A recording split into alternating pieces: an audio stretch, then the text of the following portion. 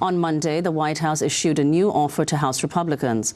The White House proposed leaving lower tax rates in place for everyone, except those earning $400,000 and above. That's up from the $250,000 threshold the president has been demanding for months. The offer also floats a lower revenue target of $1.2 trillion, down from $1.6 trillion.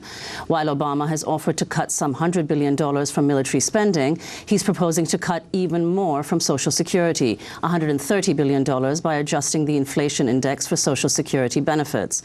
The White House says the Social Security cuts would come with safeguards to protect the most low-income recipients.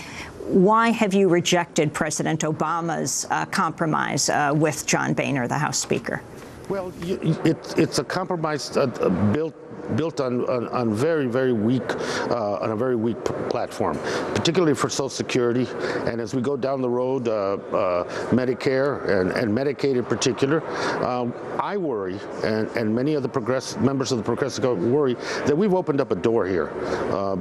By talking about linking CPI in any area, and with Social Security, once you open that door, can you explain what CPI is, the consumer price, and why it's relevant in the negotiations? It's relevant in the negotiation because that's the basis. That's the basis by which potential increases to recipients, and you know, in my district, the people that receive Social Security, whether it's their retirement benefit or a disability or dependent children. They depend on that for the inflationary rate and for them to be able to adjust what they receive with regards to what's going on in the economy. And we know what's going on in this economy, and it's harder and costlier.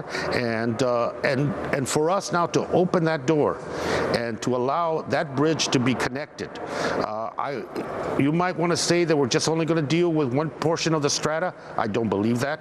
And I believe that in the long run, we have taken a program that has been a bedrock program for the American people and opened the door for some long-term damage down the road. There are so many things that can be done to generate revenue that we're not looking at, that's not on the table. Even Simpson Bowles says Social Security does not create the deficit. It is, though, a source of revenue, and that's how it's being looked at in terms of these cuts.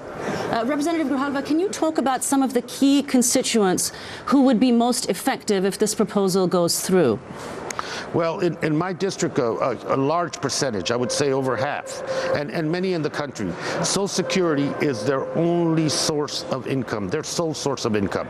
We're talking about people with disabilities that Social Security assists. We're looking on dependents and survivors. This is not a group that's readily going to go out and make up the difference in any potential cut.